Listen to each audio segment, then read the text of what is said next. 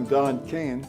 Have you heard about Benjamin Franklin and his kite with the key that discovered that lightning was electricity?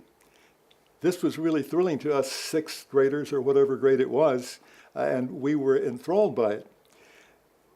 The steps from Benjamin Franklin's kite to the lunar lander and to the science of today are enormous.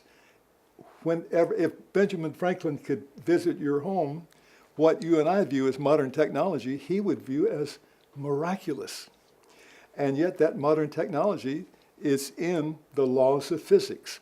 Now, it's hidden in the laws of physics. It's deeply hidden in there. And the 200 plus years since Benjamin Franklin have produced our knowledge in small steps, small increments, step by step. I was working for National Cash Register Company in the 50s and 60s, and National Cash Register barely made the top 100 companies in the United States, and yet National Cash Register, one of the smaller companies, was spending $1 million every 2 weeks on research and development. And I'm talking about nearly 60 years ago. Can you imagine all of the other companies that spent money and all of the years and decades that have gone by and the millions and billions that have been spent on R&D, research and development? And our scientists, dedicated people who devote their life to pursuing how to make something better. You know, the Model T was an automobile, and the automobiles of today are automobiles, but there's a world of difference, and all of that technology came piecemeal, step by step.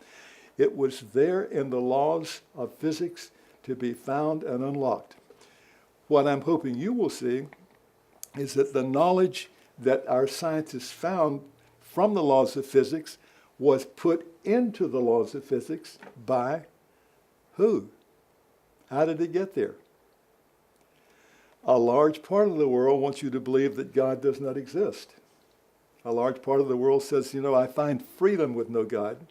If there's no God, then there's nobody keeping score, nobody even making rules, and I can live any way I want to. This is very appealing. To them, it's good news. And yet, if there's no God, a whole lot more comes with that besides no accountability. You and I have some value, some meaning, some purpose, some significance without God, but not a lot. 100 years from now, even your family won't remember much about you. So with God out of the picture, you lose your meaning, your significance, your purpose, your value.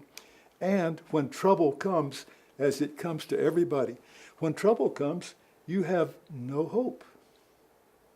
So if we could just have people understand that the idea of God is not bad news, it's good news. In fact, I was told, I believe this, I want to see whether you can believe it or not.